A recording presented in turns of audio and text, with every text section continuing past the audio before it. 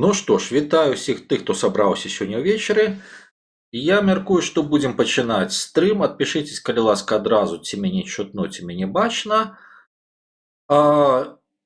І тэма, так, офіс Святланы Ціханаўскай, альбо Віленскі цэнтр беларускай палітычнай міграцыі, што з ім будзе, і логіка працэсаў. Для тых, хто ўпершыню на маім стрыме, адразу коротко пра тое, як ён праходзіць, дзеліцца прыблізна на дзве паловы. Першая частка гэта кажу я, а другая частка адказваю на пытанні, які прыйшлі ў чаце. У чаце могуць задаваць пытанні падпісчыкі каналу з гісторыяй падпіскі ад 5 хвілінаў. Таму, адпаведна, той, хто хоча паўдзельнічаць у дыскусіі, ёсць час падпісацца і, што называецца, наперад. У чаце я вітаю дыскусіі, вітаю спрэчкі. Адзінае, што да чаго стаўлюся вельмі адмоўна, гэта сваркі і абразы адзін аднаго. Яшчэ раз, мяне гэта не тычыцца. Мяне можаце клясці любымі словамі, як заўгодна. Але адзін да аднаго варта быць максімальна карэктным, таму што нам трэба вучыцца размаўляць між сабою. У першую чаргу, таму што калі людзі не размаўляюць між сабою, то тады з'яўляецца трэці пасярэднік, які заўсёды уключае сярод іншага і свае інтарэсы. А навошта гэта? Адпаведна, паехалі. Итак, прыйшла інфармацыя, якая нарабіла немало шуму, што Літоўская Рэспубліка змяняе статус аховы Святланы Ціханаўскай. Ну, адпаведна, наколькі разумею, і офіса, таму што офіс адразу сышоў на дыстанцыйную працу. Пры гэтым ахова цалкам не здымаецца, ахова перадаецца з службы, якая забяспечвае бяспеку першых асобаў, да падраздзялення Міністэрства ўнутраных спраў. Гэта фактычна служба, якая гарантуе бяспеку сведкам, падазраваным, удзельнікам, скажем так, судовых працэсаў і гэтак далей. Так, гэта ўзроўнем ніжэй. Але адразу яшчэ раз скажу, што з аднаго боку офіс Святланы Ціханаўскай сышоў на дыстанцыйку, што кшталтам мы не ведаем, як далей працаваць. Пачалася крытыка ўнутры Літоўскай Рэспублікі, у тым ліку ад былога міністра замежных спраў пана Ландсбергіса. І паралельна выплылі некалькі фактаў, такія, дастаткова цікавых, як, напрыклад, я хочу нагадаць інтэрв'ю з Святланы Ціханаўскай, навіны ад 25.08.08, ад 8 жніўня 25 года. Гэта на ЛРТ на літоўскім рэсурсе, дзе было заяўлена, што Святлана Ціханаўская заявіла, што на офіс, на яе ўтрыманне, маўляў, Літоўская Рэспубліка не траціць грошы, офіс фінансуецца ад беларусаў і на працу грошы паступаюць ад Еўрапейскага Саюза. У той же самы час выйшлі такія цікавыя акалічнасці, што, прынамсі, той же самы рэсурс ЛРТ, пасылаючы на свае каналы, дае інфармацыю аб тым, што ўтрыманне Святланы Ціханаўскай і атачэння абыходзіцца прыблізна 1 000 000 еўра на год. Гэта фізічная ахова Ціханаўскай у Літве за межамі, аўто для суправаджэння, месца пражывання і віп-тэрміналамі в аэрапортах. Пры гэтым наконт гэтай сумы можна па-рознаму, скажем так, ацэньваць, таму што дакладнай разбіўкі па бюджэтах няма, даецца толькі дадзеныя па віп-тэрміналах у аэрапортах.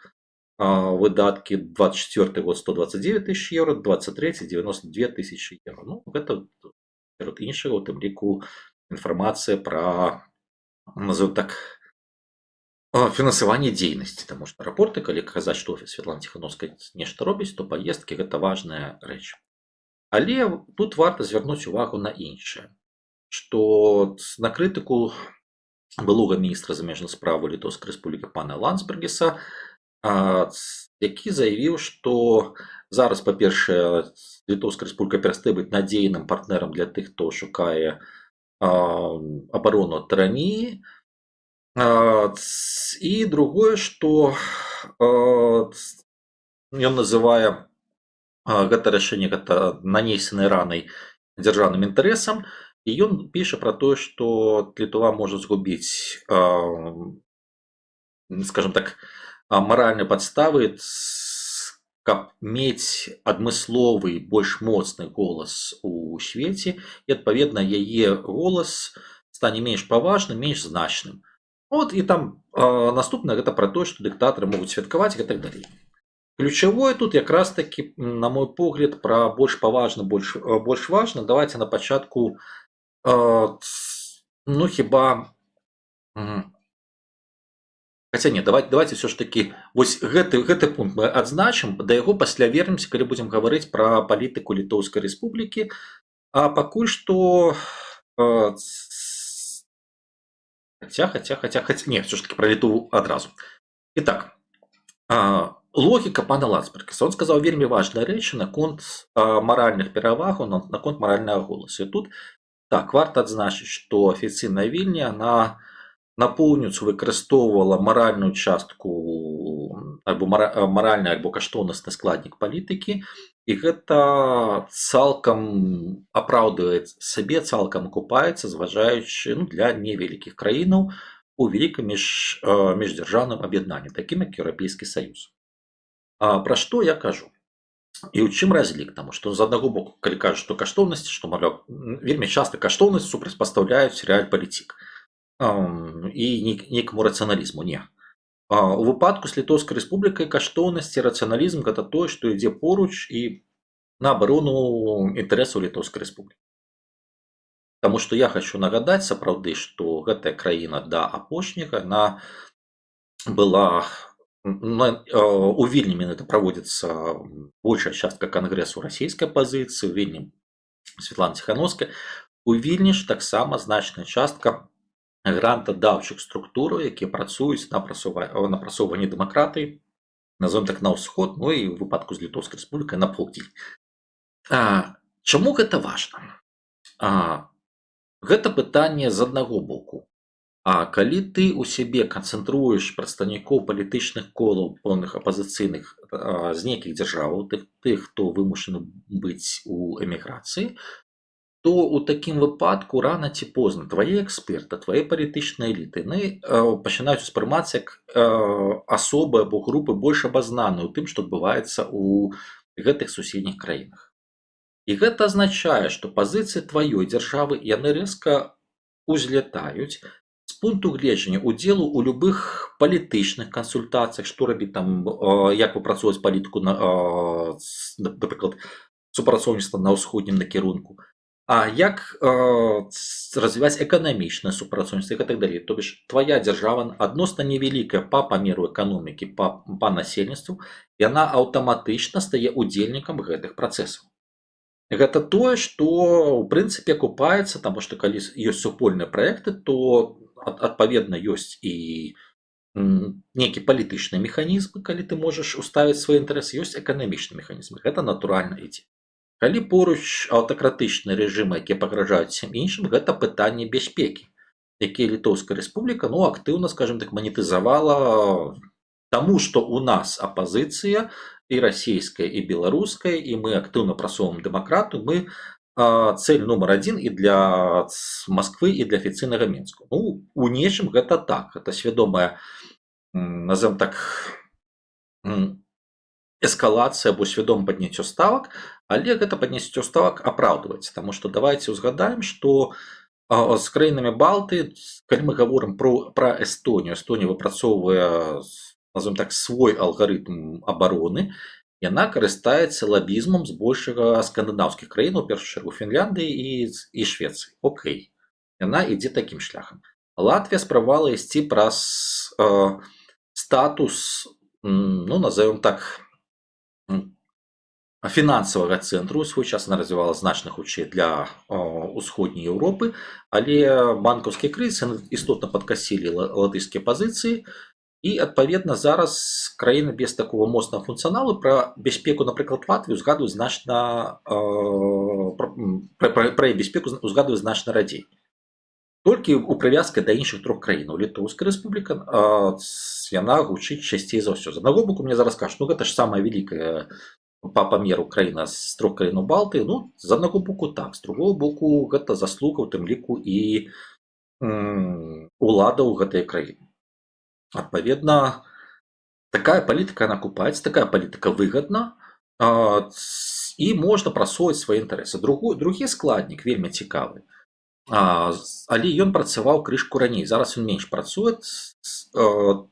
Гэта зноў-такі тыя ж самыя грантадаючыя і іншыя арганізацыі, калі ты ў сябе канцэнтруеш, якраз такі ствараеш такі вот хаб знешняй падтрымкі на сваёй тэрыторыі, то, ну, адпаведна, да цябе едуць прадстаўнікі там дэмакратычных, экалагічных іншых арганізацый суседніх краін. І тут гаворка не толькі пра Беларусь, там і Расію ці кагосьці яшчэ. Калі яны ў цябе сустракаюцца, окей, нават адукацыйныя курсы, лагічна, што на нейкія адукацыйныя курсы прасцей наймаць кансультантаў, супрацоўнікаў, спецыялістаў з ліку мясцовых. Ну і у тым ліку міжнародныя офісы наймаюць супрацоўнікаў з ліку мясцовых. І гэта так званыя гарызантальныя палітычныя грамадскія сувязі, якія з часам даюцца ў знакі і актыўна працуюць. Ну, тыповейшы прыклад гэта лабійскія кампаніі, вот давайте на беларускім накірунку, пра гэта я ўжо казаў, напрыклад, супраць будаўніцтва атамнай электрастанцыі Беларусь. Забегаючы наперад, будзе відэо, таму што я застаюсь перакананым, што адна АЭС Беларусі патрэбна, другая АЭС гэта ўжо дурасць Александра Лукашенко, канкрэтная, бо эканамічна яна не абрутоўвацца ніяк, але пра гэта будзе асобны ролик, пра гэта пазней пагаворым. Але пытанне ў чым, што я хочу нагадаць, што на пачатку, калі Літоўская рэспубліка сама думала будаваць АЭС, і тут якраз таки была канкурэнцыя па тэрмінах, хто раней пачне, Беларусь пачала крышку раней, то быў момант, калі беларускіх эколагаў, ядзершчыкаў не пускалі на тэрыторыю Літоўскай рэспублікі, анулявалі ім візы. Гэта, калі не памыляюсь, 2013 год ці 2012. А пра гэта актыўна сярод іншага пісала і дэмакратычная прэса. Праз 2 гады сітуацыя рэзка памянялася, яны сталі любімымі гасцямі. Гэта называецца лабізм на дзяржаўным узроўні. То бишь ты ствараеш пул арганізацый, пул партнераў, якія яны не з'яўляюцца шпіёнамі і так далей. Гэта людзі перакананыя, што ядзерная энергія небяспечна. Але ты іх падтрымліваеш і ствараеш, скажем так, адпаведны інфармацыйны фон і спрабуеш пралабіраваць пэўныя рашэнні. Тое ж самае давайте узгадаем, калі на мяжы 17-18 гадоў актыўна абмяркоўвалася адраджэнне воднага шляху Е40. Это па Днепру, далей на Прыпяць, на Берасці. Зноў-такі з'явілася цэлая вялікая кааліцыя «Уратуем Прыпяць», і яны спрабавалі працаваць і з украінскімі, назовем так, эколагамі, але в Украіне знайшлі вельмі абмежаваныя паразуменні, хаця страшылкі спрабавалі закінуць. Ну, таму што ў краіне былі розныя бізнес-інтарэсы, там гэты працэс замарудзіўся хутчэй за бізнес-разборак між двумя кампаніямі, якія мелі ўплыў на Верховную Раду, і кожна з іх, якіх мела свой уласны флот на Днепры, гэта не было Укррічфлот. І покуль яны там вырашалі, што як, гэты працэс, скажем так, спыніўся пасля коронавірус і працэсы у самой Беларусі. То бишь гэта стала неактуальным. Таму два вот таких вот прыклады, калі Літоўская рэспубліка гэта актыўна рабіла. Пры гэтым ставілі якраз таки вот на такі фармат знешняй падтрымкі, не намагаючись ствараць унутры, ну, скажем так, моцныя асяродкі інфармацыйныя ці нейкія яшчэ, таму што гэта ніша традыцыйна вот якраз таки на больш нізавым або больш пашыраным грунце яна выкарыстоўвалась Польшай. Што змянілася ў 2020 годзе? У 2020 годзе так, гэта быў паход на цэнтр палітычнай эміграцыі, фактычна цэнтр палітычнага жыцця, і Літоўская рэспубліка стала фактычна драйверам працэсу.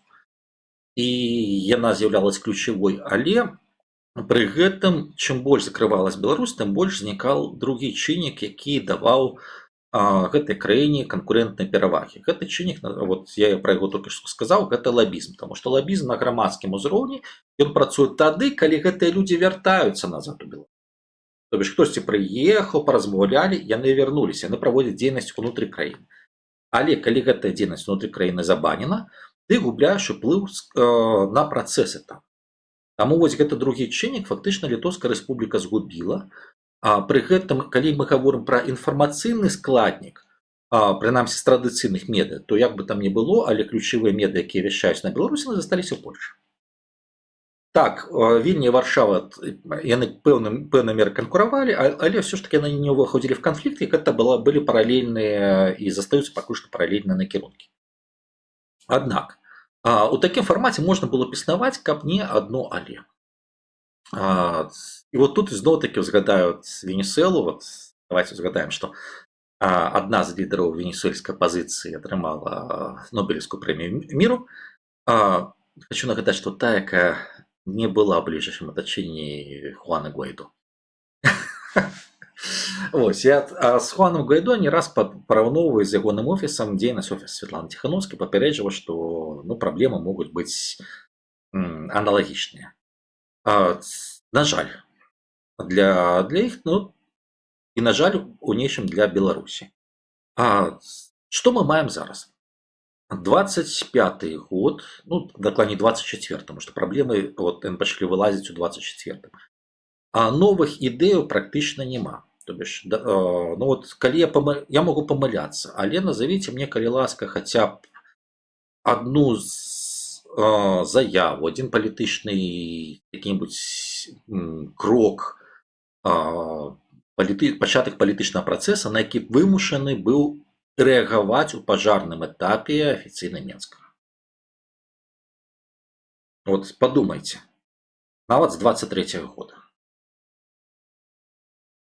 Крок якраз такі віленскай групы. Фактычна гэта была, перайшлі тое, што таксама чым даракаў, што перайшлі ў рэжым выжывання. Мы ідзем па старым накатаным механізме, і мы просто нейкім чынам так варушымся. Але рэжым выжывання гэта не ёсць рэжым перамогі. І гэта важная штука. Адпаведна, у рэжыме выжывання рана ці позна пачынаецца крызіс. І гэты крызіс ён пачынае суправаджацца ўнутранай грызнёй, што мы назіраем канец 24-го, пачатак 25-го года са скандаламі. Таму што калі ты не можаш паўплываць на нейкі знешні працэс, ты пачынаеш шукаць, як заставацца публічным альбо чым выскачыць, фактычна уваходзячы у пэўныя пікіроўкі са сваімі патэнцыйнымі аднадумцамі. Адпаведна, мы маем крызіс віленскай групы, не толькі віленскай, гэты крызіс крышку шырэй разыходзіцца. І пытанне для літоўскіх, скажем так, палітыкаў, што з гэтым рабіць. Тым болей, што паралельна з гэтым, і тут якраз такі Літоўская рэспубліка, она прапусціла вельмі моцны інфармацыйны удар, таму што Расія і Беларусь правялі вельмі класную інфармацыйную аперацыю, якую можна умоўна назваць літвінізмам. Таму што вельмі класна згулялі на гістарычных страхах, на пытанні гістарычнай памяці, на некалькіх правакацыях, выкарыстаўшы у тым ліку пэўны настрой, і лагічна, што беларус называць Вільню Вільні і гэтак далей, адмаўляцца ад таго, што і класікі пісалі пра Вільню, значнай меры беларускі рух пачынаўся там, гэта было глупым, неразумным, але згулялі менавіта на страшылках, што літвінізм будуць адбіраць Вільню ад Літвы і гэтак далей. Адпаведна, натуральна, што правыя партыі сталі в стойку, і гэта ўжо стала сярод іншага праблемай для ўнутранай палітыкі, таму што ўзніклі пытанні сярод іншага, што рабіць з вялікай колькасцю беларусаў, раз, другое пытанне, дзе профіт ад знаходжання офіса Святланы Ціханаўскай у Вільні, і гэтак далей. Гэта все перайшло ва ўнутрыпалітычную кухню. І з гэтым трэба было нешта рабіць. Гэта першы падмурак. Крызіс і што рабіць. Другі складнік, гэта працэс ужо 25-го году. То бишь, тут мы маем фактор таварыша Трампа, які чыё атачэнне пачало кансультацыі з Лукашэнкам. І вось недаўні, у прэсе ўжо прайшло, у тым ліку там і ў дэмакратычнай, што хай ці не вы, але дыялог, не публічны, але дыялог між Менскам і Варшавай такі пачаўся, таму што ўжо і польскія, скажем так, афіцыйна асобы казалі, што на стале ў Менску лежыць прапанова ад Варшавы, у Варшаве ёсць хацелкі ад Менску. Гэта азначае, што гэтымі хацелкамі, прынамсі, яны абмяняліся апошнім часам. Таму тут таксама ёсць асобны трэк, гэта яшчэ пагаворым там і магчыма будзе палёгка там і для пачобутак і так далей, але ёсць трек Трампа. Трек Трампа скіраваны на тое, каб паціхеньку пашыраць поле для манеўра для Александра Лукашэнкі. Пакуль што адбыўся абмен сімвалічнымі акцыямі.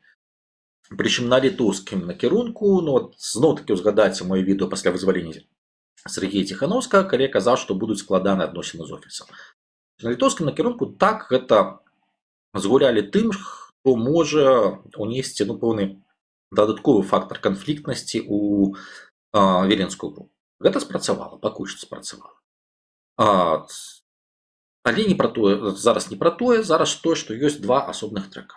Новых. Раней не было. І калі мы гаворым пра, назовем так, амерыканскі трэк, то наступны, калі ён будзе працягвацца, наступны больш сур'ёзны крок гэта тое, што Лукашэнку хвалюе. От Белавия гэта такі знакавы. General License па Белаве гэта знакавы, просто знакавае рашэнне, але хутчэй сімвалічнае. Больш важнае гэта пытанне Беларусь-Калі і больш важна гэта пытанне транзіту. Прычым пытанне транзіту выхаду Беларусі на знешнія рынкі, гэта важна і з пункту гледжання погляду Злучаных Штатаў Амерыкі на пашырэнне поля для манеўра Лукашэнкі, каб паглядзець, што ён будзе рабіць, таму што казаць пра нейкія дрейфы і магчымасці, ці будзе ён дрейфаваць, ці не будзе, калі ўвесь экспарт ідзе праз расійскія парты, ну гэта, мякка кажучы, наіўна. Але пытанне ў наступным. Глядзім на мапу, якія парты даступныя. Гэта першае, Польша. Але там, калі цягнуць чыгунка, ёсць адна праблема, гэта змена шырыні калеі. Хаця таксама гэта магчыма, калі мы гаворым пра кантэйнерныя. І пытанне Літоўскай рэспублікі, дзе ва ўласнасці Беларусі ёсць частка насыпнога клайпецкага тэрмінала. Ёсць яшчэ Латвія, дарэчы. І вот на гэтым фоне пачынаецца, палякі таксама падымаюць стаўку і сярод іншай па лагістыкі пачынаюць свой трэк, які можа, у прынцыпе, у пэўным моманце сысціся з амерыканскім у пытаннях транзіту. А дзе інтарэсы Літоўскай рэспублікі? І вот тут якраз таки спрацоўвае, што Літоўская рэспубліка мусіць нешта рабіць. Цалкам выкідаць офіс Святланы Ціханаўскай, ну гэта было б, мякка кажучы, з іх пункту гледжання неразумна. Таму што вот тут я цалкам пагаджаюсь з панам Ландсбергісам, што каштоўнасная палітыка, яна можа мець свой профіт, якраз таки яна можа быць вельмі рацыянальнай. Таму цалкам адмаўляцца ад гэтага не варта, але штосьці рабіць і паслаць сігнал з аднаго боку, супакоіць сваіх правых, зменшыўшы выдаткі на абарону, раз, гэта лагічна. А з другого боку, пацвердзіўшы, ўжо была заява МЗС, што статус самой Святланы Ціханаўскай па прызнанню ўнутры Літоўскай рэспублікі не мяняецца. Гэта спасыл на знешняе поле 2. І трэцяе, што сам змена гэтага статуса, гэта пэўны сігнал, за які вельмі ўчапіліся, вельмі абрадавались у Менску. Ну, таму што Александр Лукашенко дасюль трыгерыць гэтая тэма. І таму фактычна Літоўская рэспубліка спрабуе таксама ўпісацца ў гэты працэс, яна не будзе хутчэй судрайверам. Я не выключаю, што пачнуцца пэўныя непублічныя кантакты, але не адразу там паглядаць на наступныя крокі Трампа, таму што гэта лагічна, бо калі такіх кантактаў не будзе, то будзе ціск Злучаных Штатаў Амерыкі раптам у выпадку, калі ён дамовіцца з афіцыйным Менскам, што давайце штосьці будзем рабіць па лагістыцы. І тут альбо дамаўляцца з Польшай і Літоўскай рэспублікай в пралёце, альбо дамаўляцца з Літоўскай рэспублікай, але тады пытанне, што ж будзе з папярэдняй песняй пра абарону каштоўнасцяў. Тады гэта будзе вельмі рэзкі разварот у паветры, што таксама рызыкоўна з палітычнага гледзяча. Адпаведна, пэўны падрыхтоўчы працэс пачаўся зараз, і я не выключаю, што паралельна пачаліся вот такія сігналы для самога офіса, што хлопчыкі, дзяўчаткі, вы падумайце, як бы вам нейкім чынам змяніць, ну, прынамсі, актывізаваць сваю палітыку, сваю дзейнасць. Ці здолее гэта зрабіць офіс, я не ведаю. Але паралельна з гэтым, ці будзе паралельна Літоўская рэспубліка выштурхоўваць офіс з сваёй тэрыторыі, я не думаю. Ці паедзе офіс сам з Літоўскай рэспублікі, я таксама не думаю. Часткова частка супрацоўнікаў хутчэй паедзе у Варшаву на тэрыторыю Польшы, але цалкам выязджаць, ну, па-першае, палякі зараз не будуць даваць такі ж самы статус, такі ж самы гарант, такое ж самае фінансаванне. З іншага боку, ближайшие вот 7-8 месяцев актуальным стаіць пытанне некага абнаўлення алгарытмаў працы на беларускам накірунку. Гэта не азначае, што з Лукашэнкам там абдымацца і так далей, таму што усведамленне, хто ёсць Лукашенко, яно застаецца. Пытанне проста якім чынам працаваць, каб сярод іншых абараняць і свае інтарэсы, і нейкім чынам для тых краін, які прытрымліваюцца каштоўнасных рамак хаця б часткова палітыкі, гаварыць пра уплыў на змену палітычнага поля і пры гэтым не сварыцца з усіма астатнімі. Вот, я маю на увазе Злучанымі Штатамі Амерыкі, з Еўрапейскім Саюзам і так далей. І не праваліцца. Бо далей працягваць трымацца вот у такім фармаце неспешна булькаючае балота, у што пераўтвараецца апазіцыйная палітычная дзейнасць, ну гэта занадта дарагое задавальненне, бо грошы выдаткоўваюцца, профіта ноль. Таму ну вот неяк так. Зыходзячы з гэтага, віленская група она застаецца ў Вільні, але каб мець больш падтрымкі, трэба будзе думаць пра актывізацыю, нейкую змену сваіх падыходаў у палітыцы камунікацыі. Зараз дзякую за тое, што паслухалі. Бачу, што пытанне ўжо ёсць.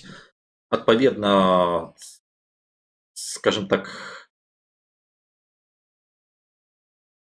буду адказваць праз хвіліначку, толькі гарбатку тап'ю. Тым часам хочу падзякаваць спонсорам на Ютубе, подписчикам на Ютубе, спонсорам на Патреоне.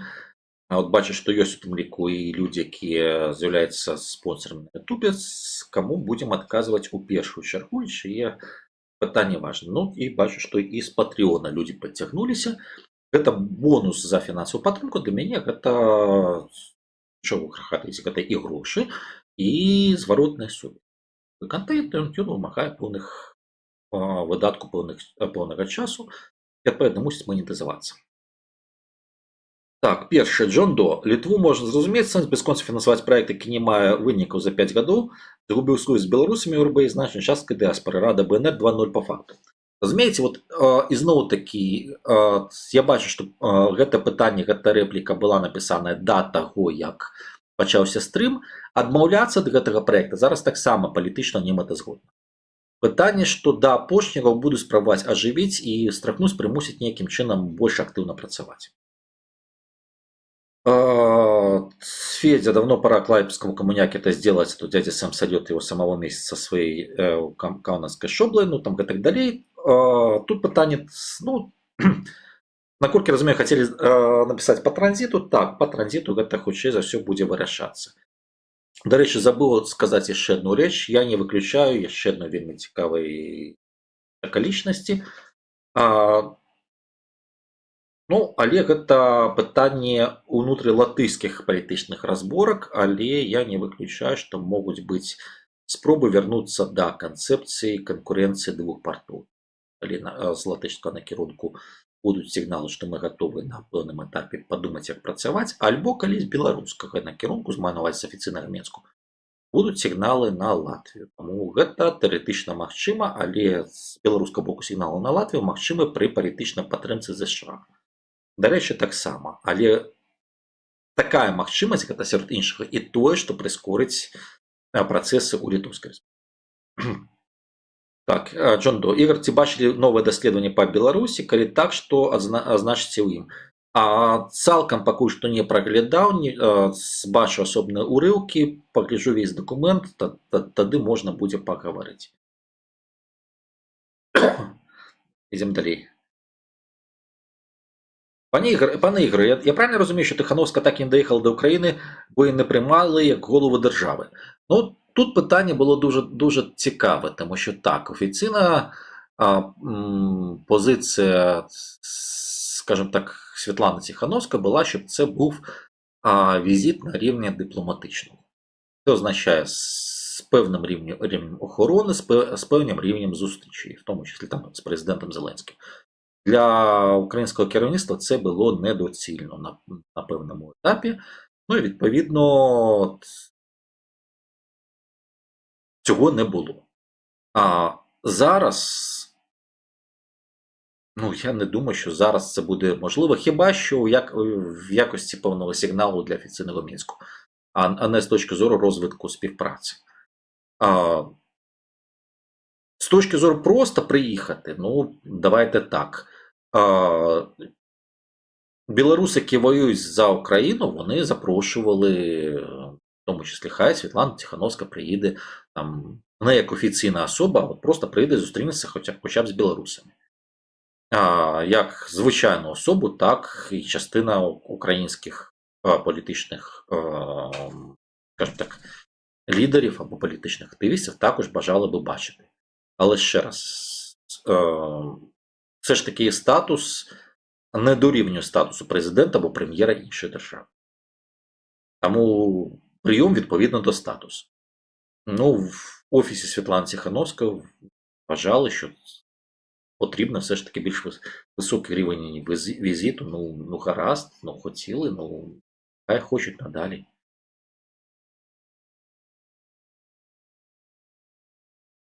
Зачем вообще Литве Тихановская икона? На что не рассчитывает эта кухня? Они ожидают смены режима, работает эта группа, они же не дураки, зачем тогда? Питання у тым, што яшчэ раз, ну пра гэта якраз таки быў стрым, гэта пытанне рацыянальнай каштоўнаснай палітыкі раз, другое, што вакол палітычнага цэнтру заўсёды ёсць у тым ліку людзі, якія калі не сам гэты палітычны цэнтр, не само ядро, але на пэўным этапе гэтыя людзі яны будуць удзельнікам палітычнага працэсу ўнутры Беларусі. Таму гэта любая такая праца, она акупаецца з пункту гледжання нават кантакту. Не кажу пра лабізм там ці пра працісканне, але з пункту гледжання нават гарызантальных кантактаў. Чалавек, які пажыў у тваёй краіне, пасля вярнуўся на радзіму, заняўся ці бізнесам, пайшоў кудысьці палітыку на адносна высокі ўзровень. Гэта кропкі ўвахода нават банальных бізнес-інтарэсаў. Игорь, здравствуйте. Как там китайское восписание Лукашенко? Ну, в третий раз точно получится? Такая, ну, пока что протягивается. Слухайте, это процесс. Ось, казаць, што Лукашенко імгненна, скажем так, падыме лапки, нет. Пасля китайского, ну, скажем так, китайскі прапановаў, ён паехаў у Москву, дзе абмяркоўваў там ліку працэсы па лагістыцы і на заходняй мяжы, таму што калі казаць пра мігранцкі крызіс, то гэта ключавое, што мігранту пастаўляе Москва зараз. Калі казаць пра колькасць на мяжы, ну давайте так. Зараз праверу. Вот покуль адчыняю, скажем, страж гранична. Граница в польский, ну, хочу нагадать, что средняя вот до китайского пинка, средняя сутковая колькость была 140-150 плюс. Вот зараз глядим за апошние дни статистику. Хвилиночку. 9 числа 100. 8 числа 180, да. Это было болей. Перед гэтым было значна меней. Перед гэтым было, да, 7 170 погнали, хочуць выціскаюць, а перед гэтым было адразу пасля, скажем так, ношення ад палякаў напрыканцы верасня было по 50, по 40, але зараз ізноў пачалося, скажем так, у бок павелічэння. Паглядзім, што будзе. Але зараз ідзе актыўны гандаль за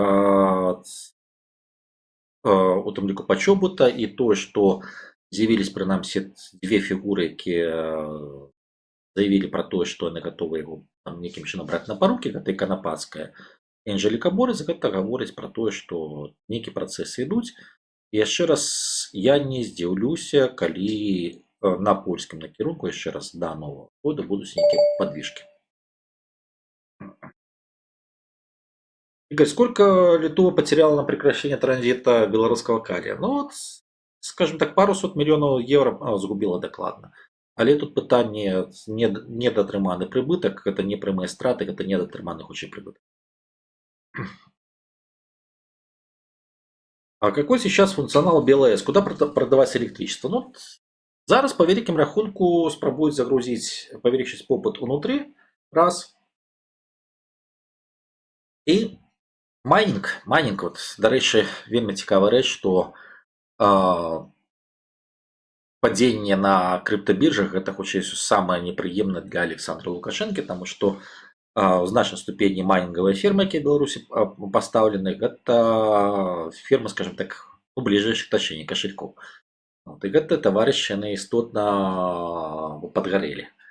Дакладней не тых, хто майніць, а тых, хто пасля граюцца на біржах з гэтымі воінамі. Таму ну, тут таксама цікава. Можа быць, дарэчы, вось гэты крызіс і ставіць мазгі тату коле, што другая слішняя. Фактычна, в логіцы існавання нармальнай беларускай эканомікі так паступовае павелічэнне попыту, але паралельна з гэтым змяншэнне пакупкі газу. Зараз атрымалася, што апошнія пару год імпарт газу ён вярнуўся да АЭС на ўзровень. Навошта ў такім выпадку столькі энергіі, столькі траціць на генерацыю і не глушыць газавую, ну вось гэтага я не разумею. Але ну так баяліся звальняць, што як это закрываць станцыю, звальняць персанал. Хаця з пункту гледжання забеспячэння такой ніжняй базы спажывання адна АЭС, то бишь два рэактара Беларусі патрэбныя, ў гэтым яшчэ раз перакананы. Вось другая АЭС яна будзе лішняя. Другая гэта выключна экспартны патэнцыял, на экспарт плюваць не можна.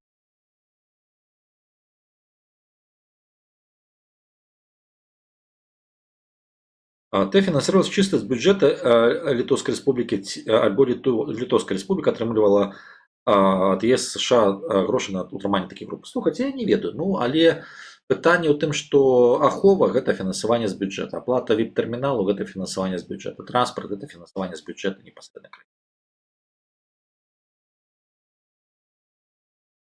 У Чэхіі новы ўрад, як думаеце, ці адменіся на візавы бан для грамадзян Беларусі, беларускіх студэнтаў? Я думаю, не адразу. Не адразу, але гэта гаворка рана ці позна будзе, гэта будзе якраз такі залежыць ад таго, наколькі будзе паспяховы трэк альбо Трамп, альбо наколькі будзе далей публічным перамоўны трэк Беларусі з суседнімі краінамі. І говорят, атакует ли Украина НПЗ Беларусі, што можа стаць прычынай такого рашэння? Ну слухайце, а навошта гэта зараз? Маштабаванне вайны зараз у краіне невыгадна. Прычына такога рашэння адна, і ў такім выпадку будзе не толькі НПЗ, у першую чаргу не НПЗ.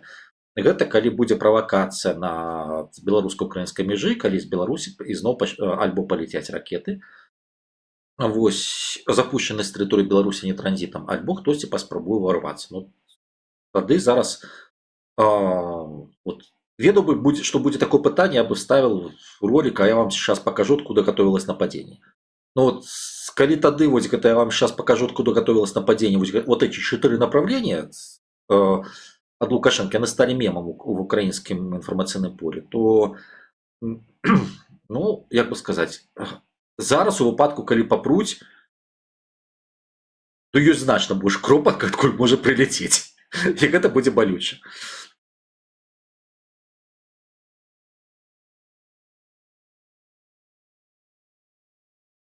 Не такой украинский НПЗ, потому что там ВСУ закупает солярку. Но просто не закупает. Есть посредники, там лику у выгляде азербайджанского Сакара. А смотрите ли вы видео Белпола? Не кажется ли странным, что из Беларуси сливает информацию именно такого экономического плана?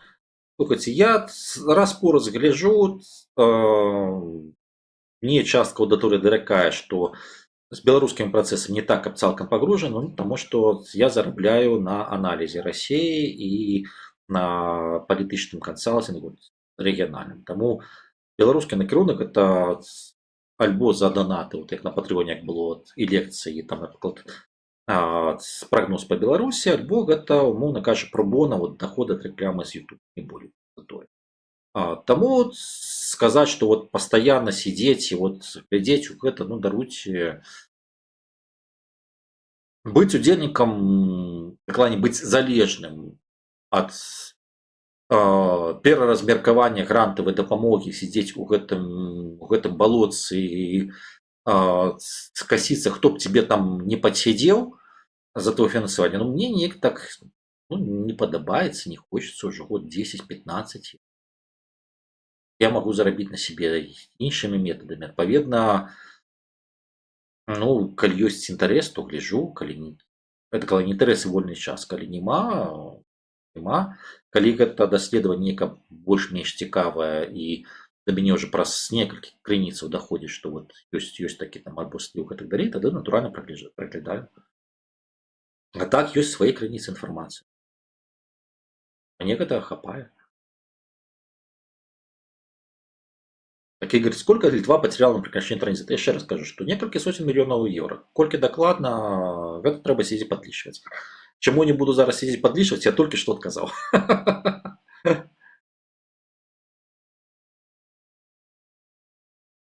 Игорь, еще вопрос. Я слышу, что в Литве зашевелилось китайское направление. Это правда частковое, но ворушится некалькі год уже як со зменай парламенту, зменай ураду, яно больш актывізавалось. Яны шукаюць выхад з палітычнага канфлікту з Китаем.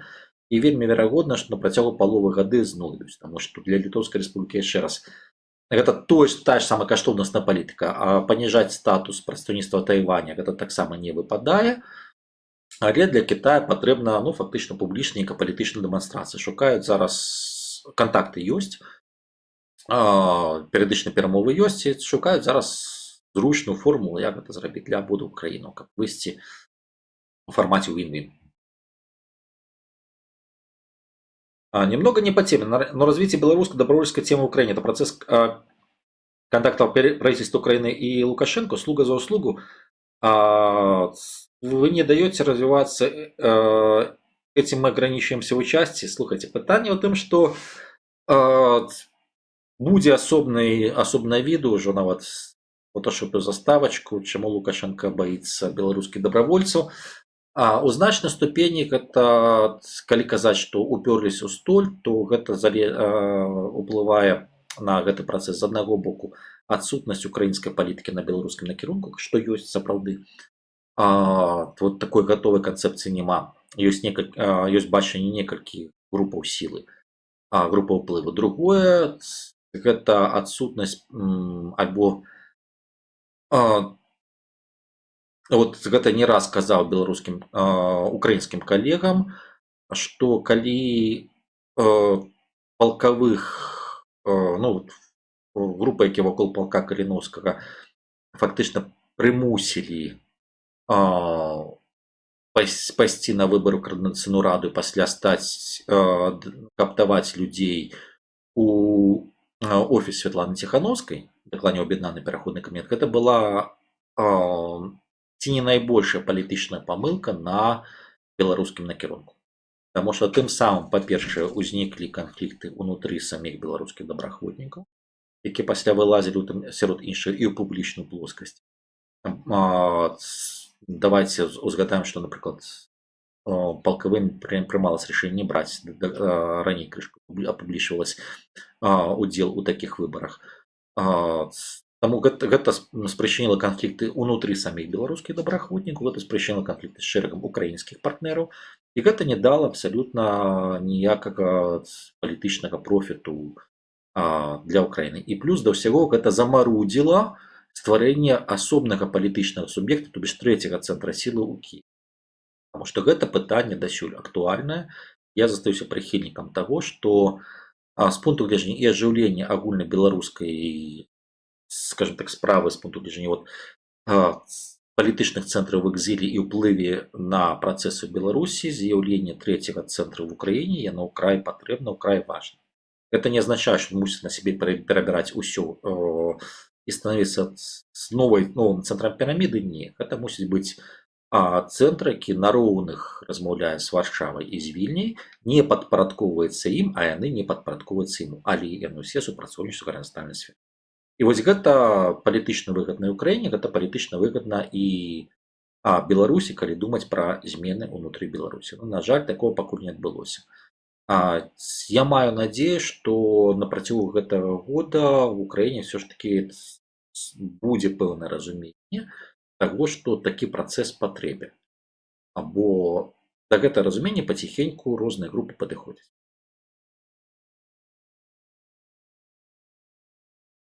Игорь, сделайте анализ экономики Китая. Слухайте, цудоўна, Андрей Вербицкий, зрабіце анализ экономики Китая. Вот будзе у мяне замова на гэты анализ. Будуць у мяне грошы, каб аплаціць людзей, якія аналізуюць макраэканамічныя працэсы, каб рабіць гэта сур'ёзна, напрыклад, у выглядзе дакладу, мы без праблем зробім нашай групы. Была замова, напрыклад, вот на полісе пэпер, якое хутка будзе прэзентавацца па развіццю украіна-кітайскіх адносінаў. Ці магчыма гэта зараз, калі не, то калі і ў якіх фарматах. Да, зрабілі. Яшчэ раз, вот просто давайте сделать, ну, агульнымі шырокімі мазкамі, в прынцыпе, зараз, калі сказаць вот просто агульна,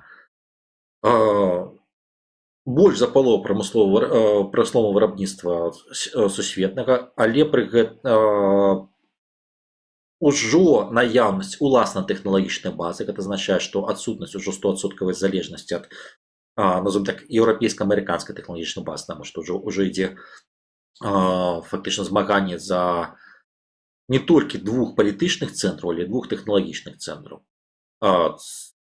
Пры гэтым застаецца ўзаемазалежнасць са Злучанымі Штатамі Амерыкі, і паколькі гэта прамысловы цэнтр, гэта крытычна залежыць ад шляхоў, ад лагістычных шляхоў, што для Китая месца слабасці. І трэці момант гэта пераход, з-за чаго шмат хто кажа, што ў Кітаі зараз будзе крызіс, гэта пераход эканамічнай мадэлі на стымуляцыю ўнутранага спажывання, на стымуляцыю ўнутранага рынку, таму што так, за кошт змяншэння нараджальнасці папярэдняе пакаленне мы здолелі падняць сярэдні ўзровень даходаў грамадзянаў краіны. Зараз пытанне, ну, па-першае, і пытанне рабатызацыі вырашае праблемы недахопу людскіх рук, з другого боку адмянілі ўжо вось гэтую большасць бар'ераў на шляху павелічэння нараджальнасці. І зараз ідзе стымуляцыя ўнутранага рынку. Гэта вельмі важна для Китая з ягоным вялікім насельніцтвам і з ягонай ўжо пакупальнай здольнасцю. Але гэта замаруджвае, паколькі гэта трансфармацыя, она замаруджвае тэмпы роста кітайскай эканомікі, то бишь 9-10% бліжэйшы 5 год не будзе. Добра, калі будзе 5-6. А па-нармальнаму 3-4. Потому что гэта трансформация. Так, звонку, калі глядзець, можна сказаць, што вот, все, Китая кризис, она растут только 4% на год. Сори, поглядзіце, калі ласка, колькі расце астатні свет. Раз.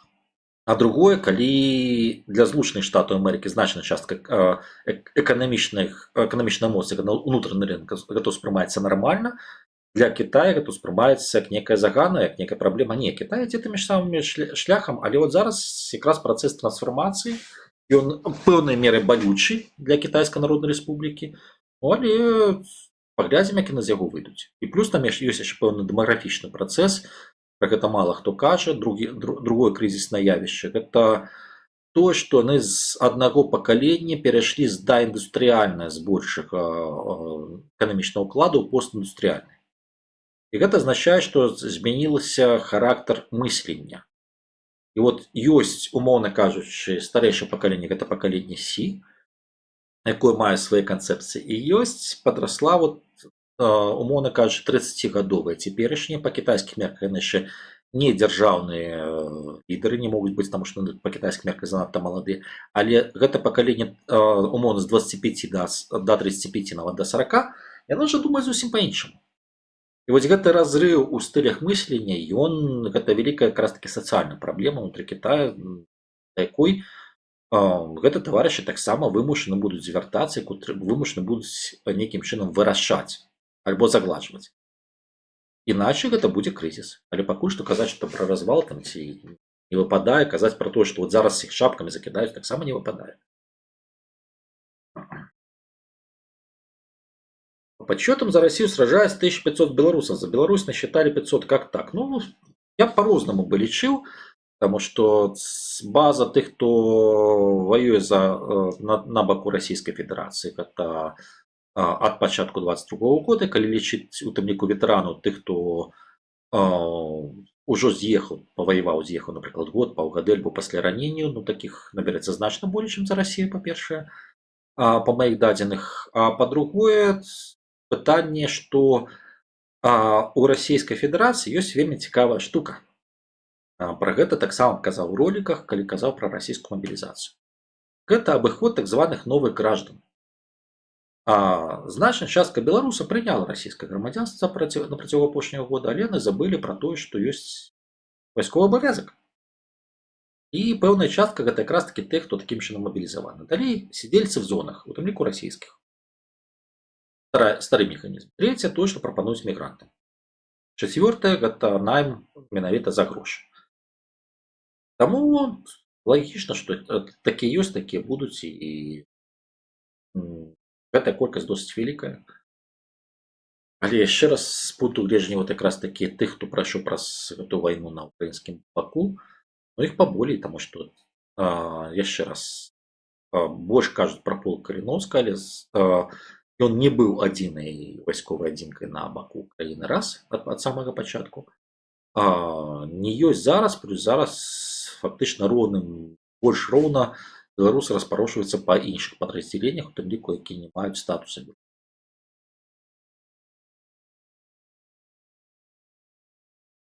Господар Игорь, ці ёсць резон для Китая займаць забіраць Тайвань менавіта военным шляхам? Станам на сёння няма. Адзінае выключэнне, калі в Тайване абвесяць незалежнасць. Таму што ў такім выпадку гэта з пункту гледжання кітайскага заканадаўства гэта сепаратызм. Тады так.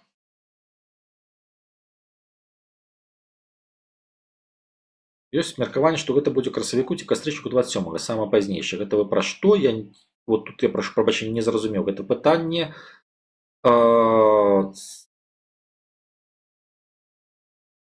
БРЦ подсчитали. БРЦ это беларускі расследовательский центр. Ну тое, што там ёсць гэтыя спісы, якія публікавалі, гэта я ж кажу, што з 22-го года хто падпісаў контракт. Там частка ўжо за 200 или будуць і далей.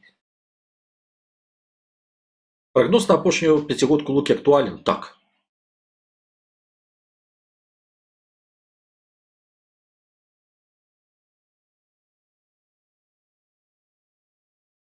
Добрый вечер. Слышал, правда, от азербайджанских экспертов, что Трамп решил поменять свою стратегию оттягивания РФ от Китая, делать ставку на Турцию, ее проект Туран. Что вы думаете по этому поводу?